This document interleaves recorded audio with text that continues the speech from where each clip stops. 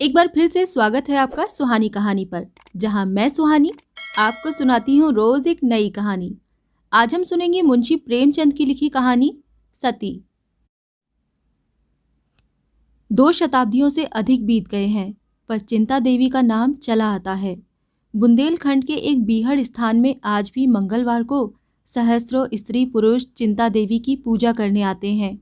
उस दिन ये निर्जन स्थान सुहाने गीतों से गूंज उठता है। टीले और टीकरे रमणियों के रंग बिरंगे वस्त्रों से सुशोभित हो जाते हैं। देवी का मंदिर एक बहुत ऊंचे टीले पर बना हुआ है। उसके कलश पर लहराती हुई लाल पताका बहुत दूर से दिखाई देती है। मंदिर इतना छोटा है कि उसमें मुश्किल से एक साथ 2 आदमी समा सकते हैं। भीतर कोई प्रतिमा नहीं है, केवल एक छोटी सी वेदी बनी हुई है। नीचे से मंदिर तक पत्थर का जीना है। भीड़ भाड़ में धक्का खाकर कोई नीचे न गिर पड़े, इसीलिए जीने की दीवार दोनों तरफ बनी हुई है। यहीं चिंता देवी सती हुई थीं। पर लोक रीति के अनुसार वो अपने मृत पति के साथ चिता पर नहीं बैठी थीं। उनका पति हाथ जोड़े सामने खड़ा था, पर वो उसकी ओर आंख उठाकर भी न देखती थीं। वो पति शरीर के साथ नहीं, उसकी आत्मा के साथ सती हुई। उस चिता पर पति का शरीर नहीं था, उसकी मर्यादा भस्मीभूत हो रही थी। यमुना तट पर कालपी एक छोटा सा नगर है। चिंता उसी नगर के एक वीर बुंदेल की कन्या थी। उसकी माता उसकी बाल्यावस्था में ही परलोक सिधार चुकी थीं। उसके लालन पोषण का भार पिता पर पड़ा। संग्राम का समय था, योद्धाओं को कमर खोलने की भी फुर्सत न मिलती थी। वो घोड़े की पीठ पर ही भोजन करते और जीन ही पर झपकियां ले लेते थे। चिंता का बाल्यकाल पिता के साथ समर भूमि में कटा। बाप उसे किसी खोह में या वृक्ष की आड़ में छिपाकर मैदान में चले जाते। चिंता निशंक भाव से बैठी हुई मिट्टी के किले बनाती और बिगाड़ती। उसके घरौंदे किले होते थे। उसकी गुड़िया ओढ़नी न ओढ़ती थी। वो सिपाहियों के गुड्डे बनाती और उन्हें रणक्षेत्र में खड़ा करती थी। कभी कभी उसका पिता संध्या समय भी न लौटता, पर चिंता को भय छू तक नहीं गया था। निर्जन स्थान में भूखी प्यासी रात रात भर बैठी रह जाती। उसने नेवले और स्यार की कहानियां कभी नहीं सुनी थीं, वीरों के आत्मोत्सर्ग की कहानियां, और वो भी योद्धाओं के मुंह से सुन सुनकर वो आदर्शवादिनी बन गई थी। एक बार 3 दिन तक चिंता को अपने पिता की खबर न मिली। वो एक पहाड़ी की खोह में बैठी मन ही मन एक ऐसा किला बना रही थी जिसे शत्रु किसी भांति न जान सके। दिन भर वो उसी किले का नक्शा सोचती और रात को उसी किले का स्वप्न देखती। तीसरे दिन संध्या समय उसके पिता के कई साथियों ने आकर उसके सामने रोना शुरू कर दिया। चिंता ने विस्मित होकर पूछा, दादा कहाँ हैं? तुम लोग रोते क्यों हो? किसी ने भी इसका उत्तर नहीं दिया। वो जोर से दहाड़े मार मार कर रोने लगे। चिंता समझ गई कि उसके पिता ने वीर गति पाई है। उस 13 वर्ष की बालिका की आंखों से आंसू की एक बूंद भी न गिरी। मुख जरा भी मलिन नहीं हुआ, एक आह भी न निकली।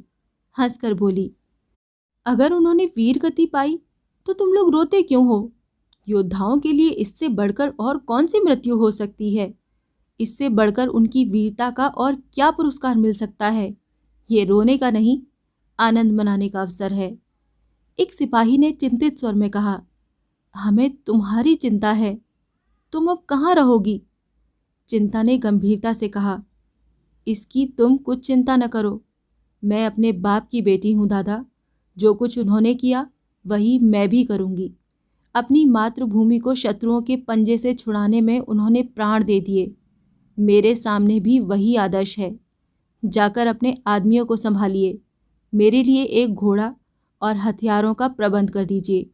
ईश्वर ने चाहा तो आप लोग मुझे किसी से पीछे न पाएंगे, लेकिन यदि मुझे पीछे हटते देखना तो तलवार के एक हाथ से इस जीवन का अंत कर देना।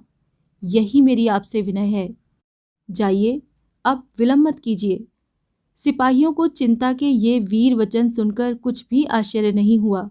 हाँ, उन्हें ये संदेह अवश्य हुआ कि क्या ये कोमल बालिका अपने संकल्प पर दृढ़ रह सकेगी। 5 वर्ष बीत गए। समस्त प्रांत में चिंता देवी की धाक बैठ गई। शत्रुओं के कदम उखड़ गए। वो विजय की सजीव मूर्ति थी। उसे तीरों और गोलियों के सामने निशंक खड़े देखकर सिपाहियों को उत्तेजना मिलती रहती थी। उसके सामने वो कैसे कदम पीछे हटाते? कोमलांगी युवती आगे बढ़े तो कौन पुरुष पीछे हटेगा? सुंदरियों के सम्मुख योद्धाओं की वीरता अजेय हो जाती है। रमणी के वचन बाण योद्धाओं के लिए आत्मसमर्पण के गुप्त संदेश हैं। उसकी एक चितवन कायरों में भी पुरुषत्व प्रवाहित कर देती है। चिंता की छवि कीर्ति ने मनचले सूरमाओं को चारों ओर से खींच खींच कर उसकी सेना को सजा दिया। जान पर खेलने वाले भौरे चारों ओर से आ आकर इस फूल पर मंडराने लगे। इन्हीं योद्धाओं में रत्न सिंह नाम का एक युवक राजपूत भी था। यूं तो चिंता के सैनिकों में सभी तलवार के धनी थे। बात पर जान देने वाले, उसके इशारे पर आग में कूदने वाले। उसकी आज्ञा पाकर एक बार आकाश के तारे तोड़ लाने को भी चल पड़ते। किंतु रतन सिंह सबसे बढ़ा हुआ था। चिंता भी हृदय में उससे प्रेम करती थी। रतन सिंह अन्य वीरों की भांति अक्खड़, मुंहफट या घमंडी नहीं था। और लोग अपनी अपनी कीर्ति को खूब बढ़ा बढ़ा कर बयान करते। आत्म प्रशंसा करते हुए उनकी जबान नहीं रुकती थी। वो जो कुछ करते चिंता को दिखाने के लिए। उनका ध्येय अपना कर्तव्य नहीं था, चिंता थी। रतन सिंह जो कुछ करता शांत भाव से। अपनी प्रशंसा करना तो दूर रहा, वो चाहे कोई शेर ही क्यों न मार आए, उसकी चर्चा तक नहीं करता। उसकी विनयशीलता और नम्रता संकोच की सीमा से भिड़ गई थी। औरों के प्रेम में विलास था, पर रतन सिंह के प्रेम में त्याग और तप। और लोग मीठी नींद सोते थे, पर रतन सिंह तारे गिन गिन कर रात काटता था। और सब अपने दिल में समझते थे कि चिंता मेरी होगी। केवल रतन सिंह निराश था और इसीलिए उसे किसी से न द्वेष था न राग।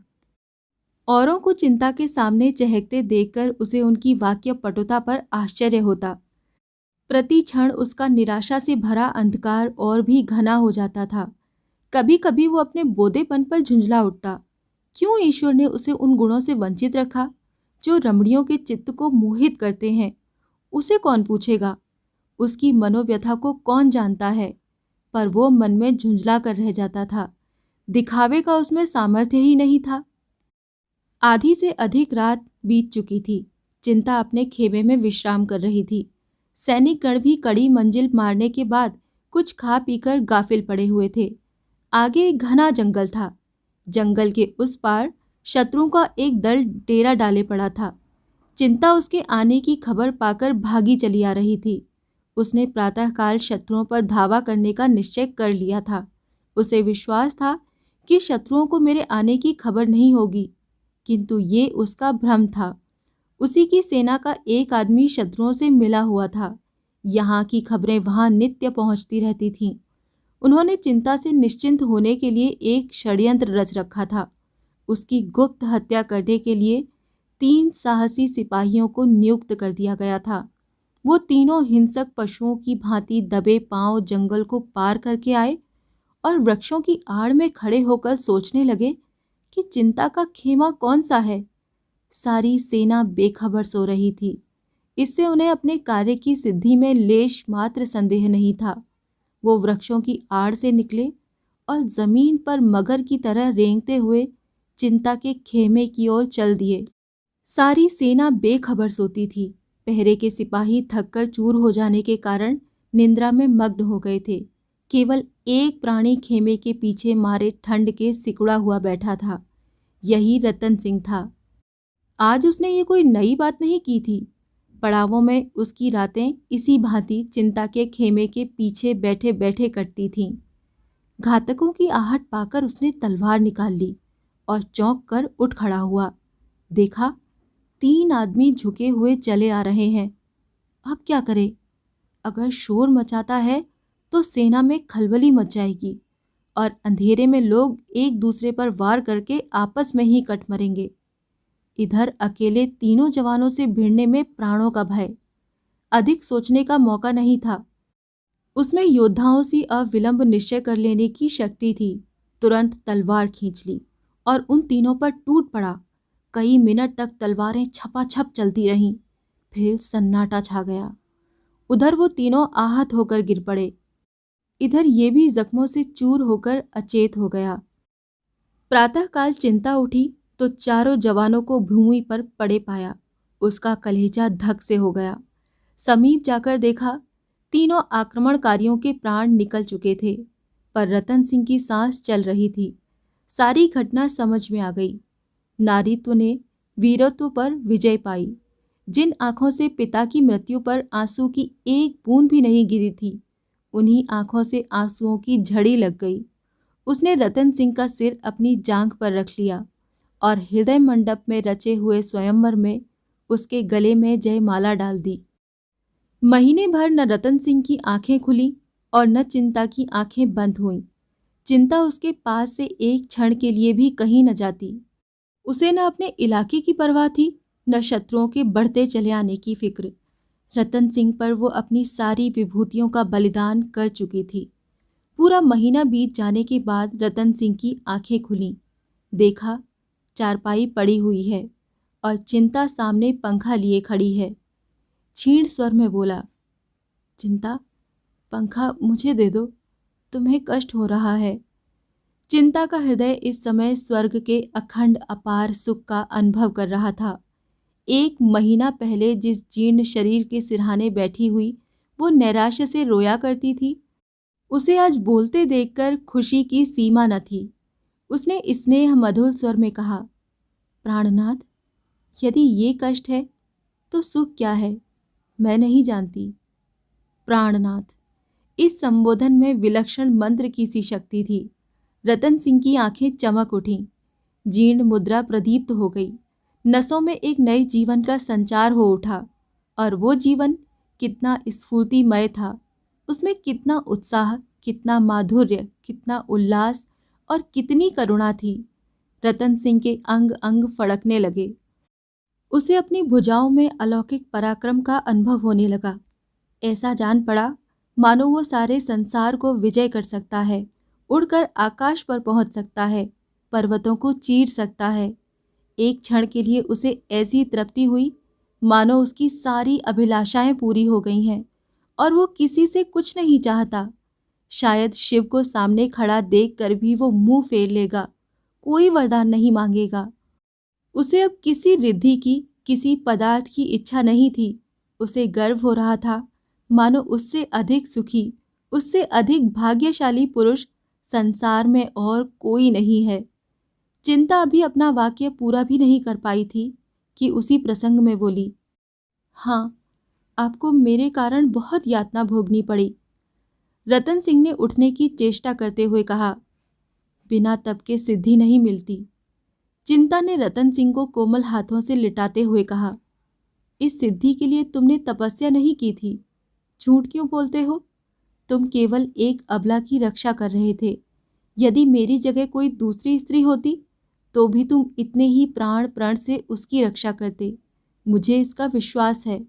मैं तुमसे सत्य कहती हूँ, मैंने आजीवन ब्रह्मचारिणी रहने का प्रण कर लिया था, लेकिन तुम्हारे आत्मोत्सर्ग ने मेरे प्रण को तोड़ डाला। मेरा पालन योद्धाओं की गोद में हुआ है। मेरा हृदय उसी पुरुष सिंह के चरणों पर अर्पण हो सकता है जो प्राणों की बाजी खेल सकता हो। रसिक के हास विलास, गुंडों के रूप रंग और भाले की युद्ध कला जानने वाले के दाव घात का मेरी दृष्टि में रत्ती भर भी मूल्य नहीं। उनकी नट विद्या को मैं केवल तमाशे की तरह देखती हूँ।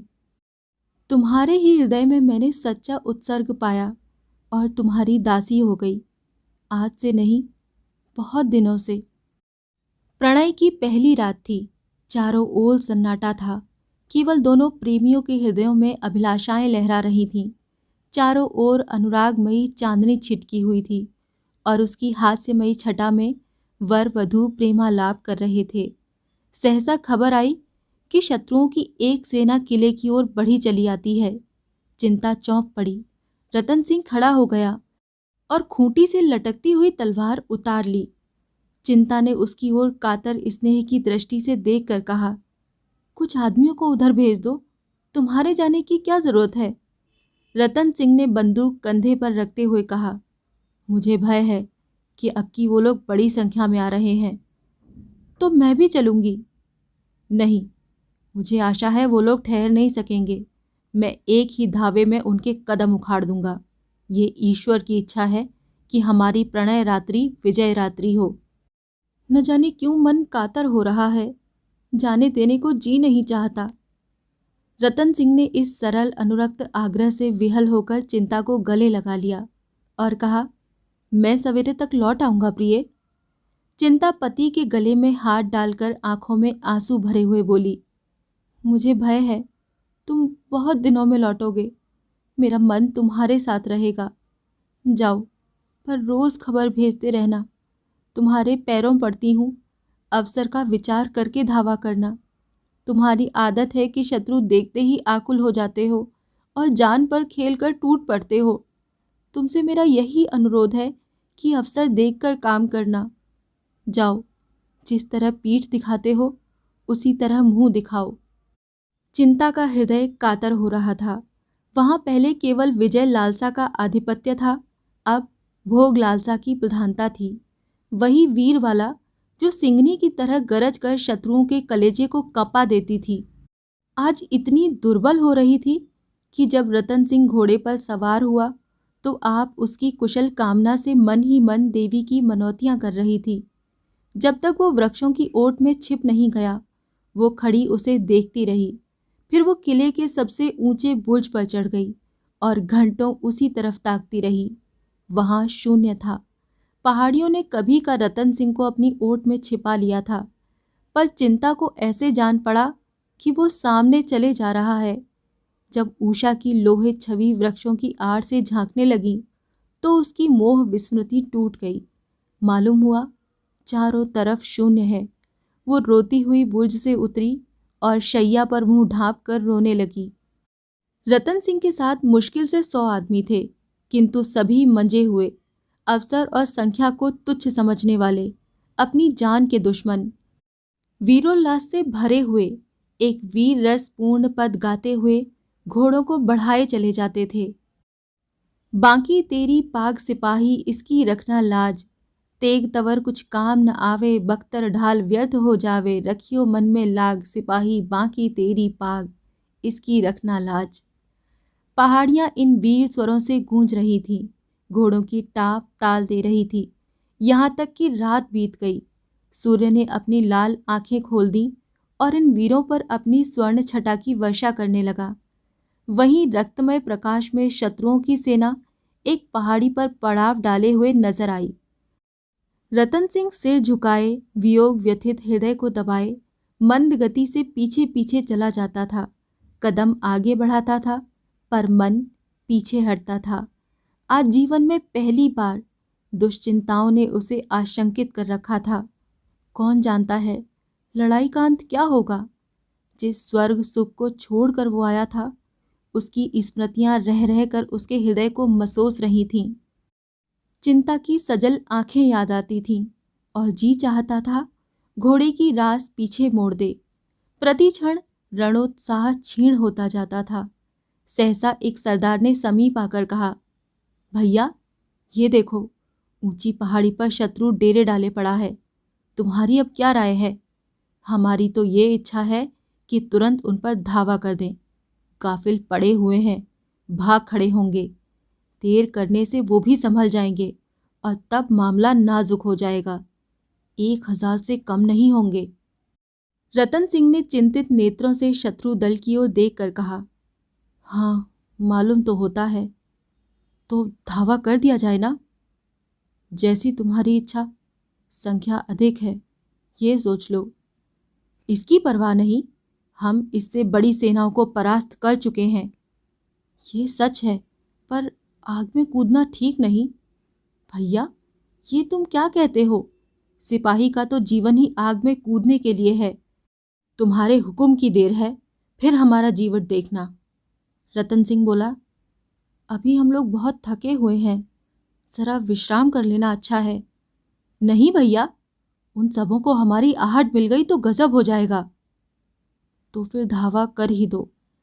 एक क्षण में योद्धाओं ने घोड़ों की बागें उठा दी और अस्त्र संभाले हुए शत्रु सेना पर लपके। किंतु पहाड़ी पर पहुंचते ही इन लोगों ने उसके विषय में जो अनुमान किया था वो मिथ्या था। वो सजग ही नहीं थे, बल्कि स्वयं किले पर धावा करने की तैयारियां भी कर रहे थे। इन लोगों ने जब उन्हें सामने आते देखा तो समझ गए कि ये बहुत बड़ी भूल हो गई, लेकिन अब सामना करने के सिवाय चारा ही क्या था। फिर भी वो निराश नहीं थे। रतन सिंह जैसे कुशल योद्धा के साथ इन्हें कोई शंका नहीं थी। वो इससे भी कठिन अवसरों पर अपने रण कौशल से विजय लाभ कर चुका था। क्या आज वो अपना जौहर नहीं दिखाएगा? सारी आंखें रतन सिंह को खोज रही थीं, पर उसका वहां कहीं पता नहीं था। कहाँ चला गया, ये कोई नहीं जानता था, पर वो कहीं नहीं जा सकता। अपने साथियों को इस कठिन अवस्था में छोड़कर वो कहीं नहीं जा सकता। संभव ही नहीं। अवश्य ही वो यहीं है और हारी हुई बाजी को जीतने की कोई युक्ति सोच रहा है। एक क्षण में शत्रु इनके सामने आ पहुंचे। इतनी बहुसंख्यक सेना के सामने ये मुट्ठी भर आदमी क्या कर सकते थे? चारों ओर से रतन सिंह की पुकार होने लगी। भैया, तुम कहाँ हो? हमें क्या हुक्म देते हो? देखते हो वो लोग सामने आ पहुंचे हैं, पर तुम अभी तक मौन क्यों हो? सामने आकर हमें मार्ग दिखाओ, हमारा उत्साह बढ़ाओ। पर अब भी रतन सिंह नहीं दिखाई दिया। यहां तक कि शत्रु दल सिर पर आ पहुंचा और दोनों दलों में तलवारें चलने लगी। बुंदेलों ने प्राण हथेली पर लेकर लड़ना शुरू किया, पर एक को एक बहुत होता है, एक को 10 का मुकाबला ही क्या। ये लड़ाई नहीं थी, प्राणों का जुआ था। बुंदेलों में निराशा का अलौकिक बल था। खूब लड़े, पर क्या मजाल की कदम पीछे हटे। उनमें अब जरा भी संगठन नहीं था, जिससे जितना आगे बढ़ते बना बढ़ा, अंत क्या होगा इसकी किसी को चिंता नहीं थी। कोई तो शत्रुओं की सफ़ें चीरता हुआ सेनापति के समीप पहुंच गया, कोई उनके हाथी पर चढ़ने की चेष्टा करते हुए मारा गया। उनका अमानुषिक साहस देखकर शत्रुओं के मुंह से भी वाह वाह निकलती थी। लेकिन ऐसे योद्धाओं ने नाम पाया है, विजय नहीं पाई। 1 घंटे में रंगमंच का पर्दा गिर गया, तमाशा खत्म हो गया। एक आंधी थी जो आई और वृक्षों को उखाड़ती हुई चली गई। संगठित रहकर ये मुट्ठी भर आदमी दुश्मनों के दांत खट्टे कर देते, पर जिस पर संगठन का भार था उसका कहीं पता नहीं था। विजयी मराठों ने एक एक लाश ध्यान से देखी। रतन सिंह उनकी आंखों में खटकता था, उसी पर उनके दांत लगे थे। रतन सिंह के जीते जी उन्हें नींद नहीं आती थी। लोगों ने पहाड़ी की एक एक चट्टान का मंथन कर डाला, पर रतन हाथ में नहीं आया। विजय हुई, पर अधूरी। चिंता के हृदय में आज न जाने क्यों भांति भांति की शंकाएं उठ रही थीं। वो कभी इतनी दुर्बल नहीं थी। बुंदेलों की हार ही क्यों होगी, इसका कोई कारण तो वो बता ही नहीं सकती थी, पर यह भावना उसके विकल हृदय से किसी तरह निकलती ही नहीं थी। उस अभागिन के भाग्य में प्रेम का सुख भोगना लिखा होता तो क्या बचपन में ही मां मर जाती, पिता के साथ वन वन घूमना पड़ता, खोहों और कंदराओं में रहना पड़ता।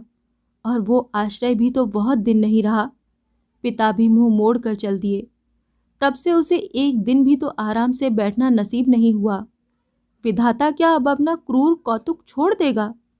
उसके दुर्बल हृदय में इस समय एक विचित्र भावना उत्पन्न हुई।